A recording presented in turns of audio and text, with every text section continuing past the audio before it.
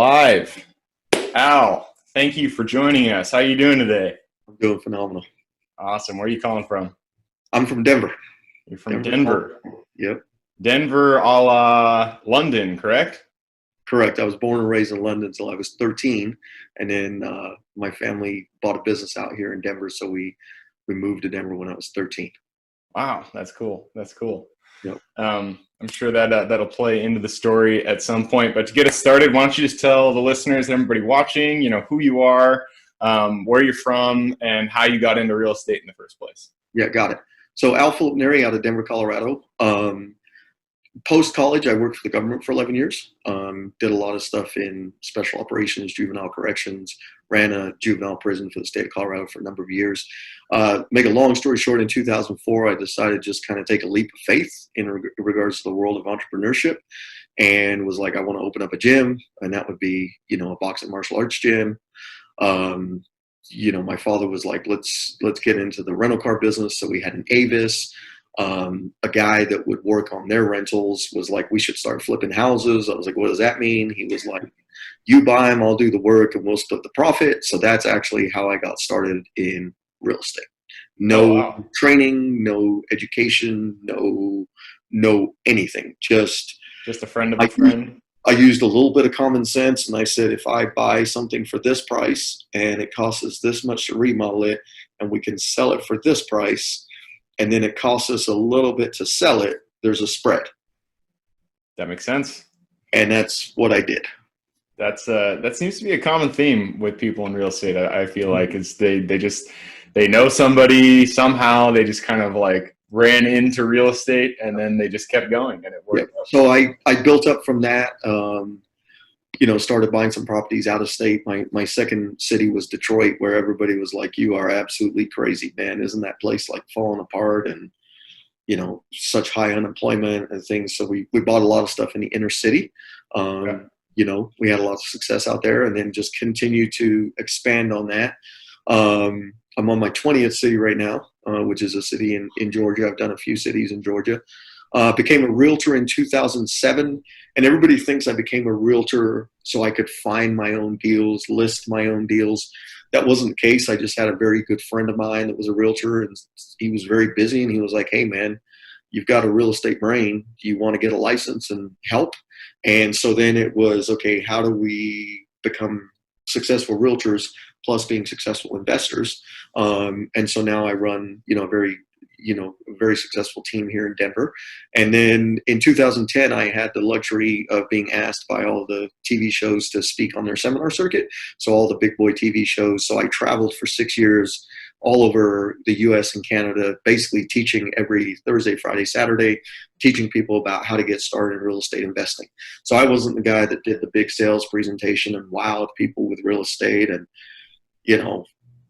they talk about their pie in the sky deals kind of thing. That wasn't me. I was the guy, after people paid for the education, I showed up and said, okay, now how do we actually build this business in 3 days so you guys can start something new, whether it's a side hustle or it's whatever your goals are. But how do we actually get going in real estate? So I really enjoyed it. Really enjoyed the teaching. So now I do obviously individual coaching, group coaching. I have a performance coaching business that's way bigger than real estate. It's mindset, life, business. I wrote a book about balancing life, the formula for a balanced life. I'm a PhD student in performance psychology. So real estate will always be one heavy vehicle in my world. As a realtor, as an investor, running a team. And then I see myself also running just as I get the PhD, really increasing the performance coaching aspect of my business as well. Wow, that's great. So you have quite a breadth of experience. I'll be excited to go into it. So you started off, you ran into somebody, just friend of a friend who got you into real estate. Since then, you've kind of taken off. Where are you like right now? I mean, you just touched on it a second ago. You're doing coaching, performance coaching, and you're still in real estate. You're a broker and you do flips. Kind of take us, what is it you do? What areas do you focus on? How's your investment side? How does that pan out right now? Yep. So, we've gone through the gamut where we've had tons of rentals, sold the rentals, tons of flips, sold the flips, made money, lost money, took on more risks than I could handle, because it was just, you're young, you're hungry, you're like, and then you're like, oh my God, this has 90,000 moving parts that I never thought about or nobody ever told me, Yeah. So, I'm definitely not that guy that, says everything's worked out. There's definitely plenty of sleepless nights along the journey. Right now I'm flipping in 2 markets. Denver, we just got back into Denver this year. For the last couple of years, it was tough to get a deal. I'm not saying guys weren't flipping houses and wholesalers weren't wholesaling houses. They just didn't meet our numbers, and I don't feel like we're per se the greedy flippers. But where we struggle is we don't really like to do a cheap remodel. So Yep. a lot of wholesalers, the ARV can be wrong, the rehab can be wrong. And then what happens is guys buy the deals and then they realize, wow, this wasn't a 30 grand remodel.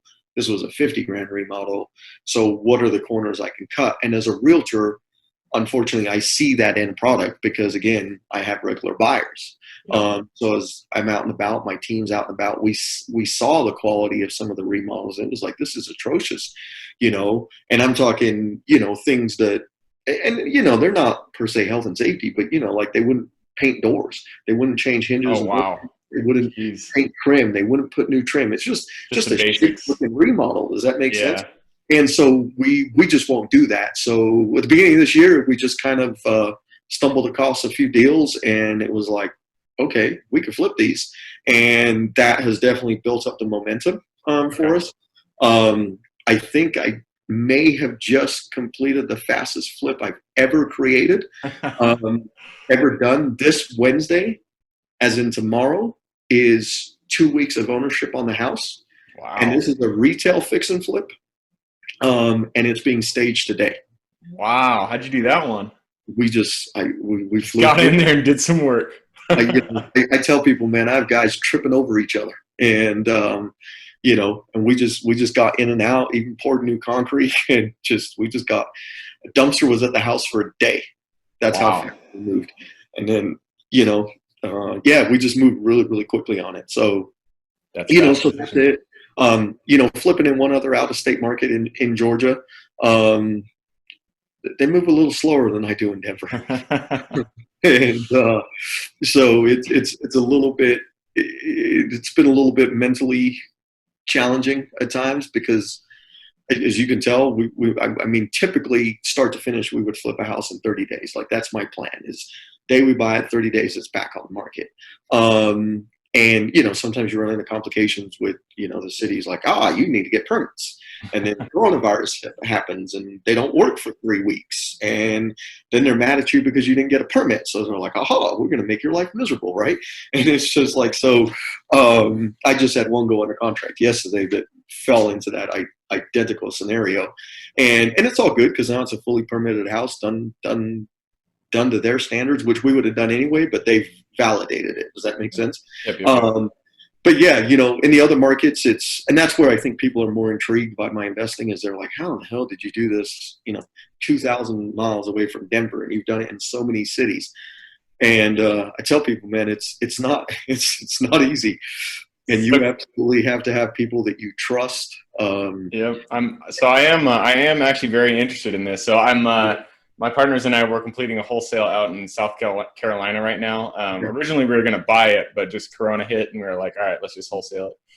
It's actually a mobile home park, so it's not an actual flip. But still, dealing in different markets, it's difficult. And so, kind of take us to how do you guys operationalize the acquisition, the finding the property, dispositioning the property, every step along the way. How do you guys actually deal with out of state investments? Yep. So few different things, a lot of moving parts in the bicycle wheel per se in all those spokes. Step one is I just start cold calling a ton of realtors. And I think it helps because I am one. Mm-hmm. So when I introduce myself as an agent and kind of share my background. They can look me up. They can validate I'm an agent. Does that make sense? So I think what it does is it kind of, there's a fine line there with, oh, I'm a cash buyer, and the agent's like, oh shit. Right? They're like, oh God, I've heard this a million times. Like, did you just come out of a seminar? Right? Like, I mean, it's all that stuff, right? So I think I can substantiate myself being an agent. I mean, they can see I'm with one of the big boy brokerages. They can see I run a big team, a producing team. Does that make sense? So I think I can have credibility, different conversation with the agent, correct, with the credibility. So then I start saying, hey, like, this is what I'm looking for. And I understand this might not be your wheelhouse, nor might you want to do the work. Like, you know, like it kind of sucks, right? You're going to run around town and look at nasty ass properties and make low offers for me. I get it. That might not be what you want to do. But what you might know of is some young, hungry agent that just wants to grind. And they're like, I'll do it. I have nothing but time. And you know what? I'm going to get experience. I'm going to see neighborhoods. I'm going to see houses. I'm going to understand floor plans. And you know what? I'm going to make this work for me. And I don't have another client. So, you know, how's this work? So sometimes, you know, sometimes I'll target, you know, agents online that per se look younger. I'll read their bios. They've only been in real estate for a year. And people are like, that's crazy. And I'm like, look, I have the knowledge. I don't need them to have the knowledge. I just need them to have the work ethic. I have the knowledge. I can teach them what I want. I can teach them how to pull comps. I can teach them. I mean, it's not hard to FaceTime me right now. You know, they don't got to send me 50 pictures. Like, just call me on WhatsApp or FaceTime and we can walk through the house together, right? I can show them how I run my numbers, because I think that's very important too, is, you know, investors, like, they don't want to share their formula with the real estate agent. It's like, dude, your formula is not a secret. Like, we all use the same formula. It's not a secret, man. It's right. Like, if you educate them on the formula, they kind of understand why your offer is low, right? They're like, oh, got it. Wow. And then obviously the perk to the realtor is, hey, if you're the one that helps me find the deal, you're the listing agent at full commission. That's the other thing. A lot of these investors are like, well, you're going to give me a discount? Like, come on, man, let people earn their money, right? They hustled really hard. They may have made 100 offers, 50 offers to get your one deal. Let them keep the full 3% on the list side. And then obviously you got a buyer's agent, right? Yes. So it's just like, when you understand their role, and I think respect their role, it tends to do that. So that's one role. Then what we try to do is we try to get on every buyer's list from every wholesaler in the city. And that's through Facebook, Craigslist. You know, one of my business partners, like, that's all he'll do is I'll attack the realtor side of the business. He'll attack the Facebook wholesaler side of the business, and he'll join every investor group in the city. He'll respond to every property. Does that make sense? Just to create dialogue, communication. And then from there, obviously you start to get some deals, right? You know, wholesalers, once they put you on the buyer's list, I mean, that's pretty easy. You're just going to get the email distribution. Realtors, sometimes, you know, you gotta prod, because they get frustrated because, you know, let's say somebody is asking 90 grand for a property and you want to offer 40, and they're like, well, there's no way they're going to take it. They've already rejected 88. Okay, got it, cool. And they just get tired of hearing that, correct? So sometimes you got to start that, wind that wheel back up again and jump on someone else, you know, kind of go through there. There's many times too, like, you know, if a realtor, we know they've beat the streets, man, we'll send them a little bit of money, a gas card, like just something out of common courtesy to be like, you know what, this person is really, really trying. Right. And it's not their fault that we just can't quite put something together yet, but it's going to happen. It's going to happen. It's going to happen. Then just through networking, sometimes, you know, we'll find a young, hungry person in the city that kind of posts on that Facebook group, like, hey, want to get started in real estate investing. Does anybody suggest how I get started? Courses, you know, Bigger Pockets, YouTube, whatever. And we'll reach out to that person and say, hey, how does this sound? We need a boots on the ground to go look at houses for us, drive by neighborhoods, or whatever the case is. The exchange is, you're obviously going to learn. And if we close a deal, we'll give you, you know, a little bit of money for kind of being the boots on the ground person. It kind of depends on what their involvement is. Does that make sense? but we just kind of build them into the deal. We won't prepay or anything like that, because then I think we're setting the wrong expectation of how the real estate industry works. We all know when you've been in the business, nobody gets paid until the house closes. So it's kind of just setting that standard for like, hey, like we can all work together. The other thing, we'll pull lists, we'll do the text blast, skip trace, we'll do the text blast, we'll, try to gauge some activity that way and that's obviously more the acquisition, finding sellers and things of that nature. We can pull the cash buyers too, contact them. So it's a multitude of different stuff just to start conversating. Okay. Right. Then through enough conversations, you start, per se, some apples drop, correct? And now these are people, now you just fine tune a little bit, that now we start, okay, can we look at properties? Can we get going? Can we do this? Can we do this? And then obviously, the offer game starts, right? In between all that, you got to figure out, well, what the hell am I going to do? Like, am I wholesaling? Are we keeping it as rentals? Am I flipping it? Am I looking for seller financing? So obviously, as you start seeing the inventory and you start seeing where the opportunity lies, then we tend to sway on which direction we're kind of going. And obviously, if there's remodel involved, then you got the contractor deal. Yep. Who in the world am I going to hire to remodel this house? Here, that's the thing that scares us the most, is finding a good contractor. Yeah. Like out of state, it's harder. It's hard enough in state. Finding one out of state is correct. So in Denver, obviously, I have all my own subs. Right? Everybody that does everything, I control, schedule, pay. I kind of act like the GC, and I'm not a contractor, but just from flipping so long, you learn enough. Out of state, that can tend to be a little bit more difficult. So that's when you're relying on, other people's connections, right? The realtor.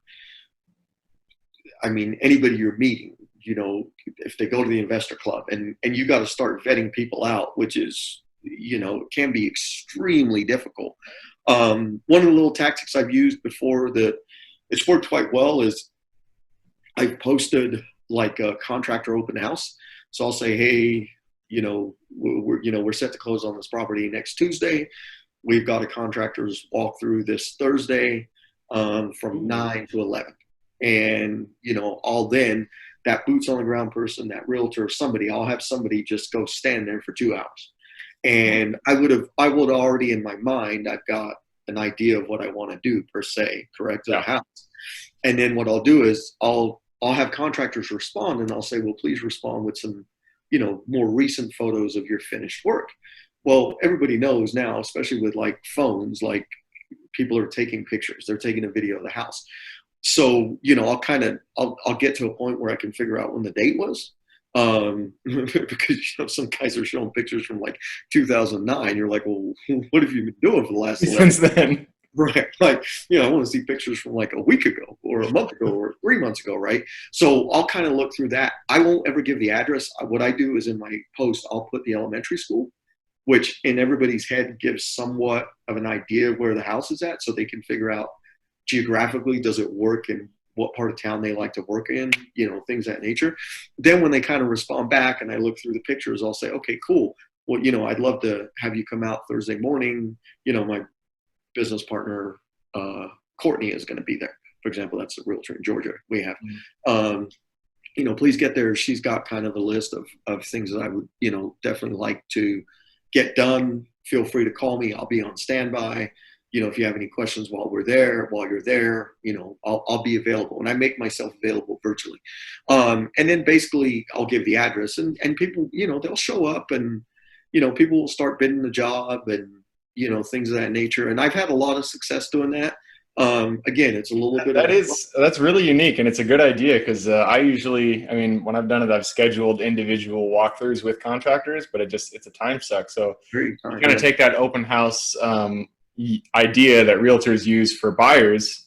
You batch the work and you get it all done at once. That's and some guys get, like they're like, oh, this is bullshit. Like, I didn't know 5 other guys are going to be here. It's like, all right, man, it's your choice to give me a bid or you can take off. Yeah. I don't. Why would you think that I was going to hire you? Like, come on, man. Yeah. You're establishing the precedent that, yes, you are bidding against other contractors. I do want your best bid. Right. And then I've learned, there's going to be a guy that's super high. There's going to be a guy that's super low. Never go with the guy that's super low. because change orders are coming, unforeseens are coming. Oh, he didn't know that you wanted him to check all the windows. Well, idiot, of course I want you to check all the windows. Like, They're rotting out, man. Of what course. planet are you from? Like, windows need to open and close, right? So you just start, kind of getting through there. It does obviously help if you've got some sort of personal validation, right? The realtor or people in the investor group is like, hey, these guys have done a really good job for a lot of people in the city. They understand the game. They know what's needed, things of that nature. I personally, and there have been cities where I control subs from a distance. Obviously, you just get way better pricing because the minute you get the guy in the middle that, is AKA like babysitting the whole project, he's going to make a killing on you. Versus, again, if you've got a really good realtor or a really good boots on the ground person that wants to learn and can make sure people are showing up, and they've got a brain, you can teach them how to be the project manager, and that's their role. Yep. That's their role. You teach them, and that's their role, and that's how they're earning their money out of the deal. That's their role is, hey, I need you to babysit this. Make sure, I need you to go by 4 times a week. Even here in Denver with guys that I trust, guys that have worked with me for years, I still go to our houses 4 times a week, 5 times a week. And it's not a power and control thing. It's checking in with them, making sure they know to call if just an unforeseen comes up, like send a picture. Things happen. You just never know. And it's just checking in with people. And I'll tell you, guys who have a lot of pride in their work, they want to show you what they've done. Yep. They want to show you every little thing they've done. And you know what? You just have to go one by one with each guy in the house, and he's going to walk you through and show you what he's done because he's proud of his work. It's like an artist to some degree. And so you just have to respect the fact that the guy is proud of how he painted or how he did the plumbing or and you know what? You just roll with it. You just roll with it and respect the fact that he gives a shit. Yep. Because there's many people that don't. Yep.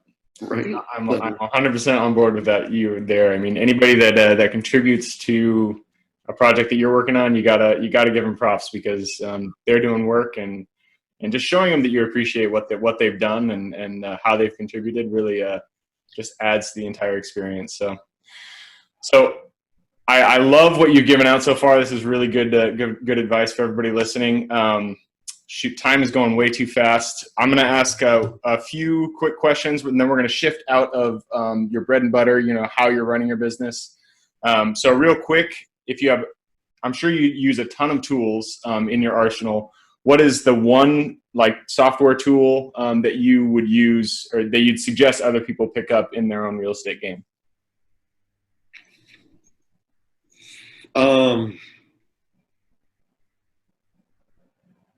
There's a few, and they go hand in hand, though, is you have to have a way to get leads. Yep. So I don't care if it's Facebook ads, but where are you zapping those into, right? You got to have some sort of, you're pulling lists from whether it's Kent Clothier or Batchley's. Wherever you're pulling your stuff from, you got to have some sort of software to do that. Then you got to have a software to somewhat skip trace or contact. Correct? Whether it's text blast, direct mail, retargeting, that doesn't matter what you're doing. You've got to have some sort of software there. And then obviously deal evaluation. I use my phone. All right. My comps come from the realtor, not from Zillow, not from Redfin. I'm very tight on my comps, right? And then I track every house on Microsoft Excel. I know there's tons of softwares out there and things of that nature, and it can budget this and it can estimate this and it can do that. For me, I use Excel. It's very simple. It's very black and white. It's easy to manage. And I'm the same way. I've got tools, but my favorite is Excel. It's just So I would say, get proficient. And there's so many tools out there. Yep. And they'll all give you, a free run and this and that. And you can sometimes just get overwhelmed by watching webinar after webinar, demo call after demo call, and then you don't really know where to go. Instead of just doing the business, you're wasting your time, trying to have these perfect tools. Just grind a little bit, man. Pick up the phone, text, use your calculator. It's not legal. Right. Second person on the show I've asked, the tool, and they said no, just pick up the phone. Yeah. Don't worry about the tools. Just pick up the phone. Just keep going for it. Yeah, hustle. I like that. So now we're going to fully shift away from, kind of how you're running your business. And I kind of want to hear a little bit more about your experiences and your stories. So you've been doing this for over 20 years. What has been basically the hardest thing that you've experienced so far in real estate, getting started? What's the biggest obstacle that you've had to overcome? I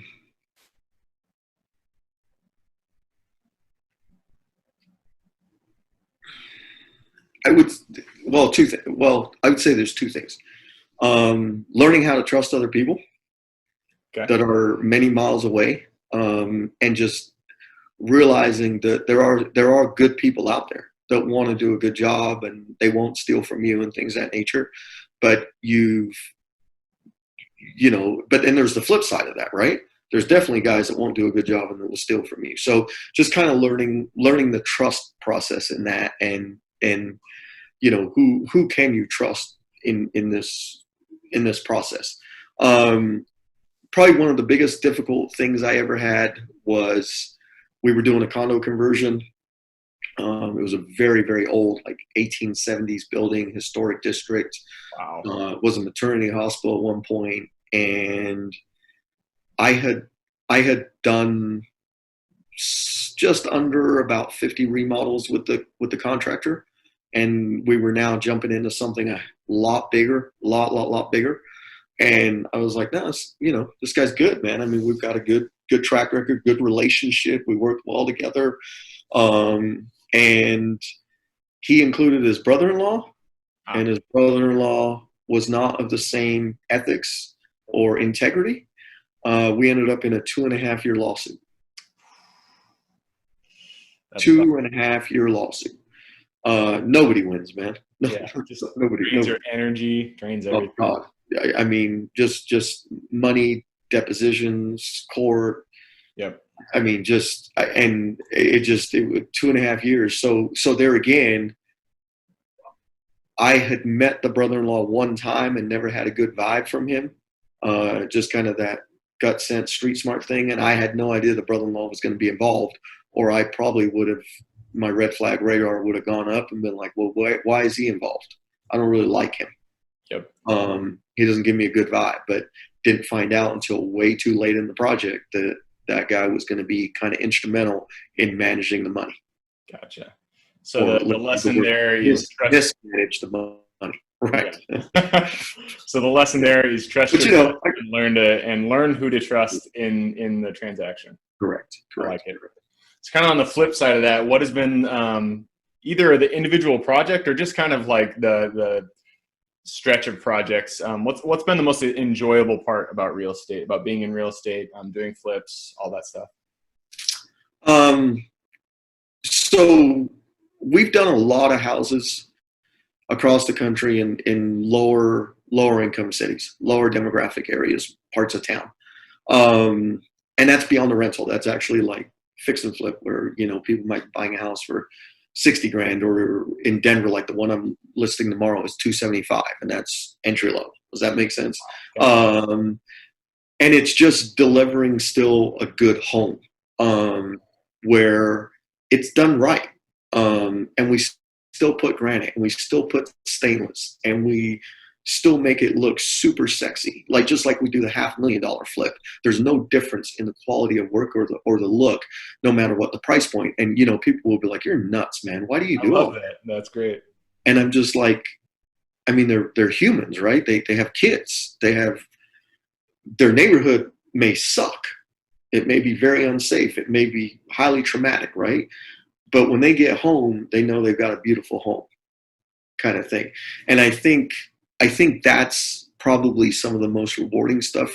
And we do that quite often. It's as weird as it sounds. It's a price point that we have been very successful at in those neighborhoods. And it works for us. It works for us. There's challenges that come with remodeling a house in those neighborhoods too. But, again, it works for us. And I think when you see someone who buys that house, who's worked so hard, and this even translates to my realtor world. When you see someone who's worked so hard, whether they have to use down payment assistance or not, or you have to negotiate closing costs, but they've just, they never believed they would own a home in America. whether they were American, whether they were from another country, it doesn't really make a difference. But like, this is like their ultimate goal, their ultimate dream, their ultimate sense of accomplishment is them buying a home in America. When you see the look on their faces of them doing that, like, that's powerful, man. It's powerful. Whether I was the realtor or whether I was the flipper, you know, it's a powerful feeling to know that you're like, wow, this might be this family's greatest accomplishment at this time. You know, where to people who have, you know, more income, better jobs, more education, better family, whatever the case is, buying a home is just kind of a normal thing. Right. It's still exciting, but, you know, it's exciting to buy a home, but there's nothing special to buying a home. Right. It's just something Right. that happens. Right. Your daddy gave you the down payment. It's yeah. Right. So very, very different. So I would say that's probably the most powerful thing. And I think that's why, you know, even as a realtor and investor, I still love those neighborhoods. Still love those neighborhoods. So that's awesome. Yeah, I being able to deliver a product that you're proud of to people who really appreciate it. That's there really isn't anything better than that. So I am with you on there. All right, so now we're going to shift one more time, shift gears, and we're going to kind of talk a little bit about your performance coaching side of things. I want to know what habit contributes. I mean, I'm sure you say you do a coaching group.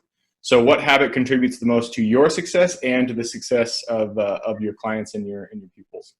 Got it. So 2012, when I was on the road, I started in 2010, and I would open up every workshop with what I considered my own curriculum, right? Which was, I didn't have it labeled as my own curriculum, which is now a formula for a balanced life. But I just had things just through my own path, mentors, things I read, speakers I heard, and I kind of put my own day one, hour one presentation together that would set the stage for what was going to be the next 3 days. And as you know, it's all about mindset and life and putting things into perspective. But, you know, it wasn't your AKA typical vision board and put $1 million mansion in a Bugatti and like $20 million yacht. And I'm like, oh my Lord, that's overwhelming to most people, right? So what I did is I taught it for 2 years straight, and the feedback was great. And people was like, why don't you do something with this? And I was like, do what? And they were like do something, like create something out of it, like make it its own product. And, you know, there were people that would come to these classes, you know, that, you know, PhDs, physicians, attorneys, you know, I mean, very, you know, highly educated people. And they were like, come on, Al, like do something with this. This is a very unique spin on this stuff. And we've been to a lot of presentations. So 2012, basically, I decided I was just going to write a book. So I wrote the book, Formula for a Balanced Life. It's a very easy read. More than happy to give it to your readers for free as an ebook too. Appreciate it. And it's a very simple read about how do you balance money, time, health, fun, protection, giving back, enhancement, support, and why. And how do you get those to work synergistically in your life? And how do you scale to getting those to function synergistically in your life? So wrote the book because everyone would be like, I don't quite understand how you do everything you do. You know, because I have kids, I coach at a high school, I coached, you know, I have my own gym with fighters, you know, things of that nature. Like, how, dude, where, like, do you ever sleep? That's what people would tell me. Do you ever sleep? Right. And I was like, no, I just work very efficiently, very fast. And I don't take a lot of time to make a decision or move forward. So anyway, long story short, kept teaching as I was speaking.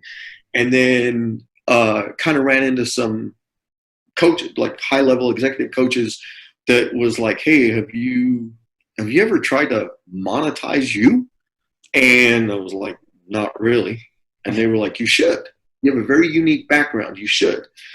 But every coach I was working with took me back to real estate coaching. It's what you're good at, real estate coaching. I was like, but there's a billion guys that do real estate coaching, right? And you know, and they're all good, right? And some are super expensive, some are super cheap, right? You know, that kind of stuff. And I was like, but I think my passion falls around like my book and just creating elite performance within others. So finally found a guy that kind of took my very convoluted brain and started making me streamline some stuff of where I wanted to go. So hence You know, I'm in a PhD program for performance psychology. I've now created a workbook from my book, an actual structured workbook. And then, you know, so for example, like, you know, I'm running a 5-week group coaching right now. And what I did is I took the 9 principles, created the workbook, broke it up over 5-week sessions. And that's what I'm going through in detail with people. And then, you know, we do a one-on-one consultation at the end. So, you know, because there's things that are private to people that they might not want to share on a Zoom. But when we're done, there's things that they want to kind of expand on, or maybe where the focus is. And it's people from all walks of life that are in this, you know, in this group. So, and then I've done individual coaching on the same thing, because really your whole world breaks down into one of those 9 pillars, correct? Money, time, health, fun, protection, giving back, enhancement, support, why. The whole world, your whole life falls into one of those 9 pillars.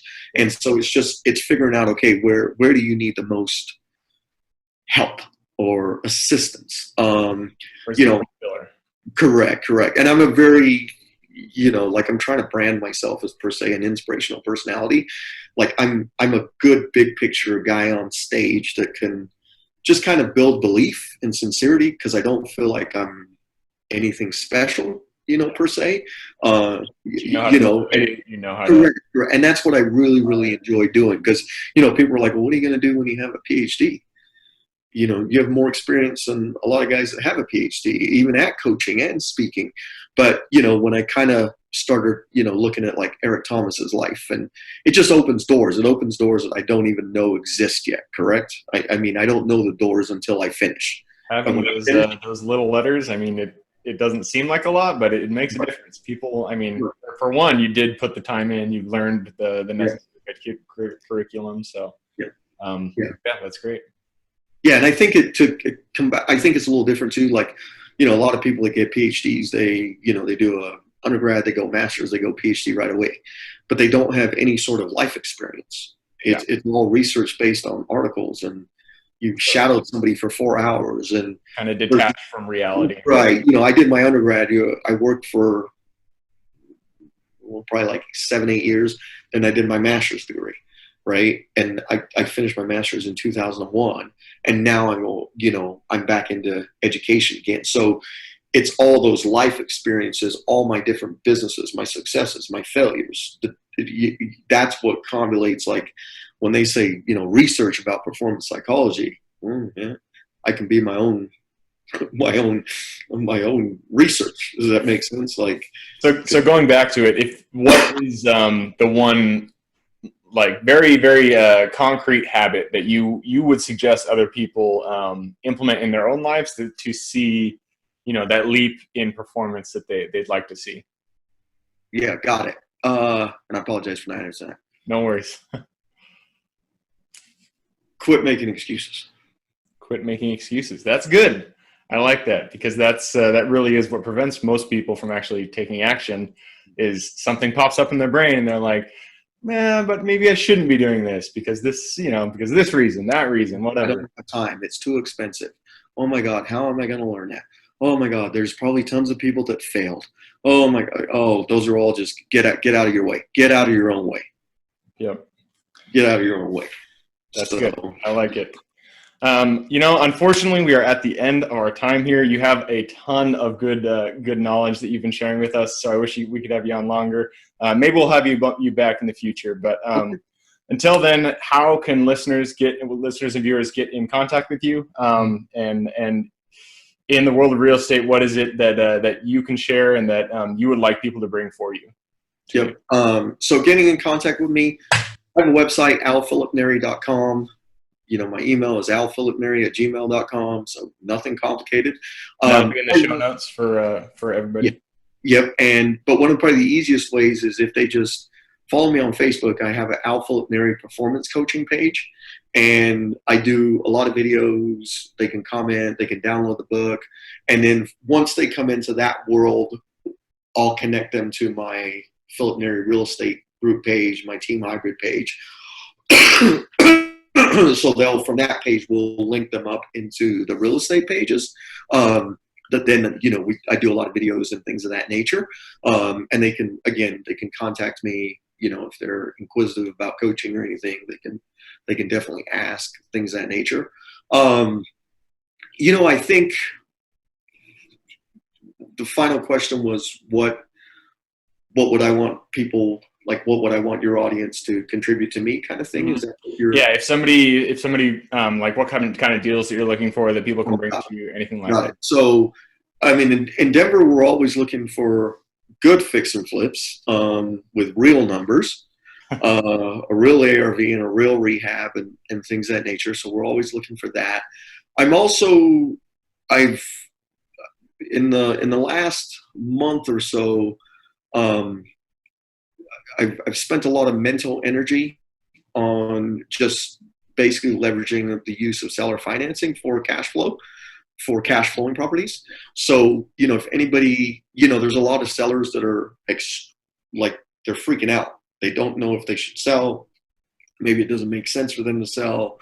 They kind of, they like the payments, things of that nature. I would, welcome the opportunity to look at anything that, in the world of seller financing, because they just don't want the responsibility, because they have no idea what's going to happen with coronavirus. Our interest rate's going to be 99%.